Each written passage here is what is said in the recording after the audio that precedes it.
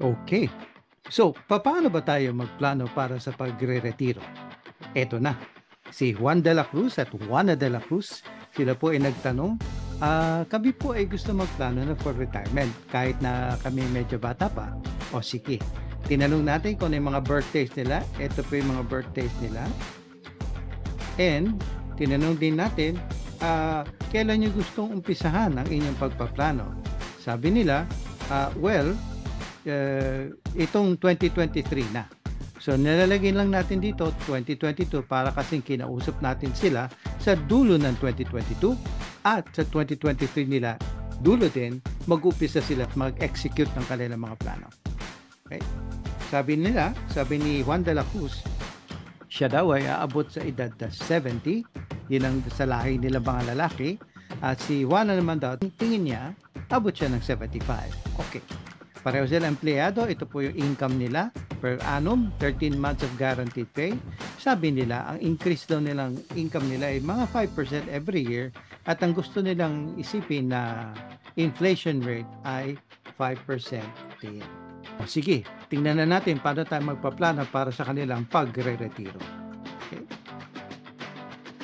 Tinanong natin, anong edad nyo gusto mag-retire? Sabi nila, pareho silang gustong 60 years old mag-retire. O sige. So, magkano gusto nyong magasto sa retirement kung sakaling kayo ay mag-retire today? Sabi nila, tig 100,000 kami ang kinikita. Pero babawasan pa yun ng taxes at kung ngayon kami magre-retire at siguro assuming wala na rin kami sinusuporta mga anak, sabi nila, okay na siguro sa amin ng parang tig 60,000 a month. Anong ibig sabihin nun? Tig 720,000 sila per year ng retirement cost kung sila ay magre-retire today. Tandaan, dahil sa today lang yan at nag-assume sila ng 5% na inflation rate, ang future value ng lahat ng gagastusin nila sa retirement ay aabot ng 79.1 million pesos. O sige, pagpalagay na natin wala muna silang pangunang pamumuhunan, wala silang na set aside pa, pero sabi nila kaya nila mag-save ng 10% ang bawat sweldo nila every month or every year, no? Sa kanilang mga sari-sariling kumpanya, meron silang retirement lump sum matatanggap ayon sa batas. Okay? And ang polisiya sa kanilang kumpanya, 1 month for every year of service. Si Juan ay may 25 years of service na sa kanyang kumpanya, si Juana may 23 years. Ibig sabihin parang pareho sila nag-umpisa magtrabaho at the age of 22. Sabi nila, bata pa kami. Kung kami mag-i-invest, gusto namin, ang pera namin ay ilalagay namin sa stock market. Magkano bang tingin yung kikita doon? Sabi sa atin, kalakaran po sa ating stock market, long-term average return niya, pero hindi to guaranteed, is about 7% per year. So sabi nila, kami nasa age bracket na 30 to 39, sige, tatargetin namin yung 7% na kikitain. Pag kayo 40 to 49, anong tatargetin nyo? Kaya pa namin yung 7%. Kaya lang, pag kami 50 years old and older, malapit na kami mag-retire. Ayaw na namin yung mataas ng kita na mataas din ang risk. Gusto namin yung garantisado na.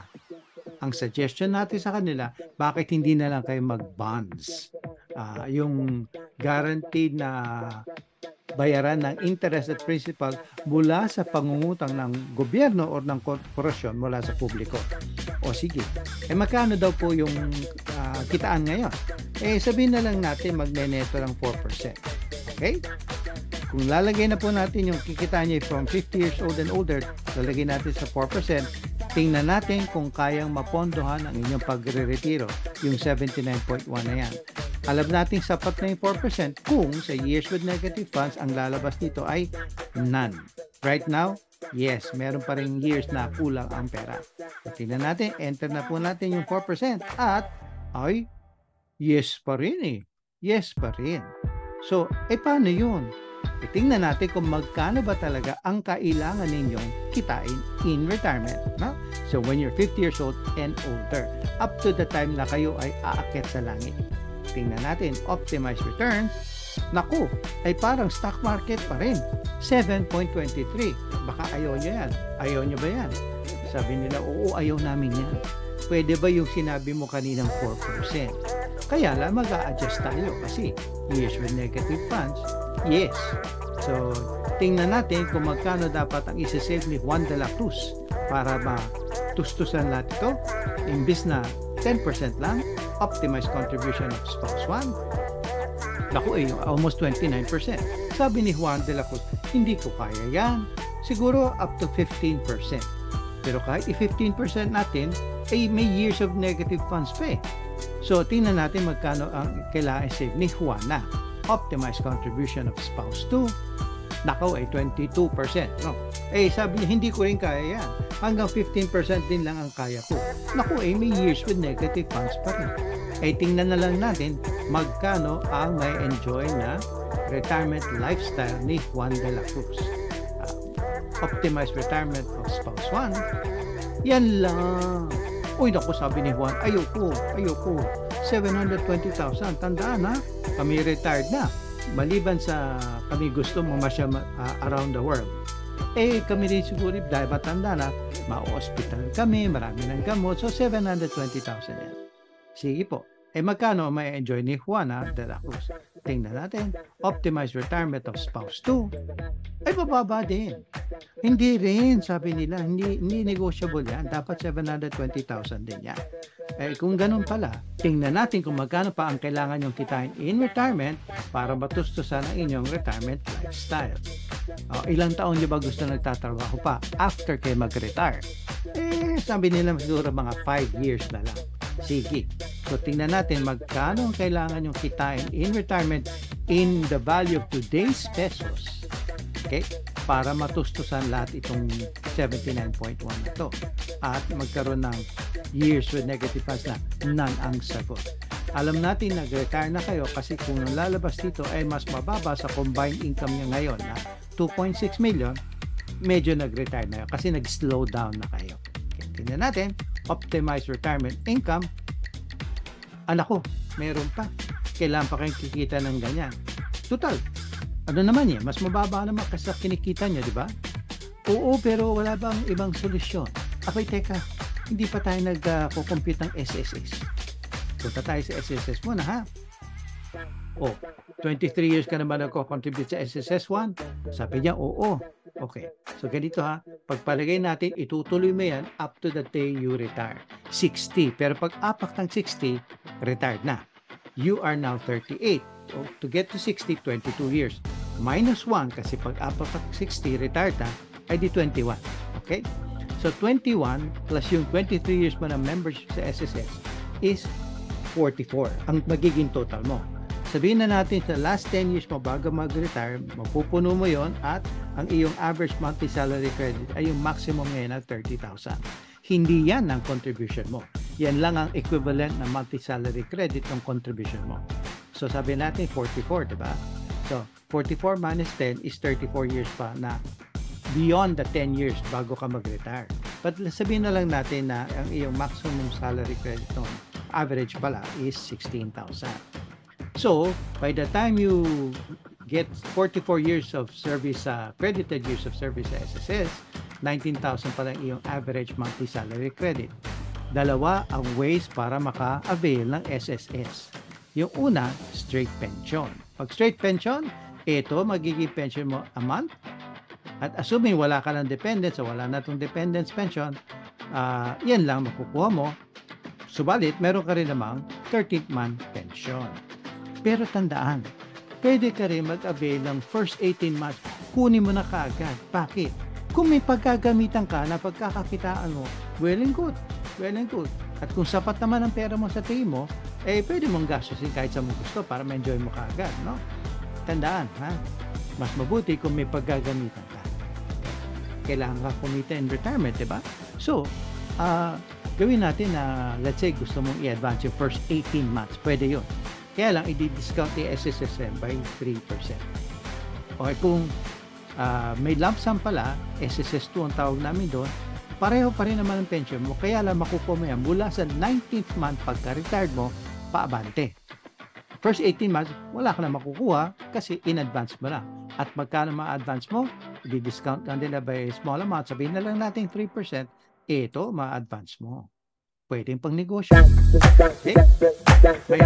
Ay si Juana. Ay ganun din daw. Ganun din. Si Eddie. Last 10 years, 50,000 na average office salary credit. Assuming pero din siya magkaka-44 years. Credited years of service, si 34. Beyond the first 10 years, for the last 10 years of contribution. Hindi sabihin na natin 60,000 na magiging average monthly salary. Pero let's say lang, si Juana,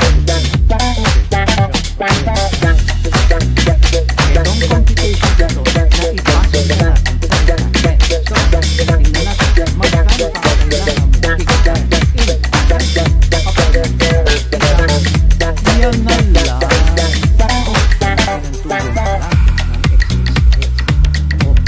Ito na, planuhan na natin. Teka, gusto mo ba mag-iwan ng pera sa iyong mga anak? Ilan ba anak niyo? Dalawa. O magkano gusto mo mag-iwan ng pera sa kanila kung sakasakaling makakang ayun. O siguro, dalawa sila. Take 1 million lang. O 2 million lang. Pero pagpalagay natin itong 2 million na to, ay bibigyan nyo sa akin pag-akyat ni Juan sa langit. Magkano future value na pag-iiwan mo kanila? Ako ay 9 million. Ayan na naman. Wish pa na refund. Yes na naman.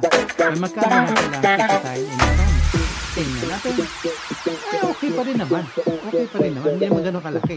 Mas mababa pa yan sa combined income nyo kasi tanda na. This is 562,000 in today's tapos na tayo. Ba hindi pa? Hindi pa. Kailangan na lang yung okay.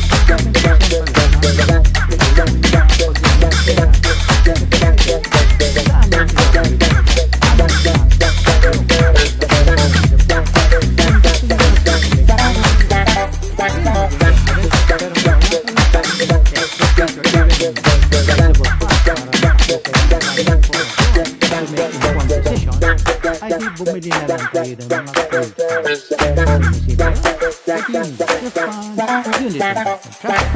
Or single pay variable unit link insurance. Okay? Yan po yung pwede nyong option. Later on, pag malaki ng pera nyo, pwede kayong pamanage na lang kayo na lang mismo under an investment management account sa bangko or sa kahit anong trust company.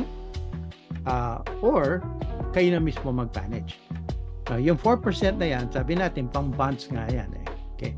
Since kayo ay nagpapalaki pa ng pera, ang suggestion namin, ipamanage na lang yan din, yung pera nyo na yan, na ilalagay sa bonds kung ngayon yung papasukin.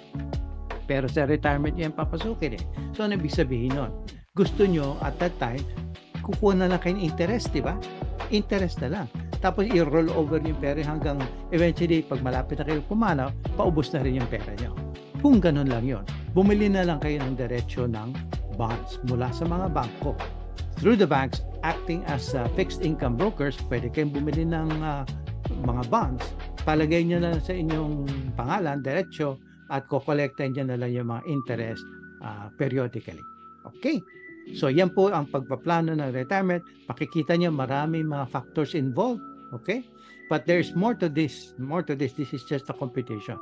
There's more to this. Kaya, ngayon pa lang, ay maganda ang ginawa nyo, pinag-isipan nyo na, pag-usapan nyo mag-asawa, tingnan natin anong next steps ninyo.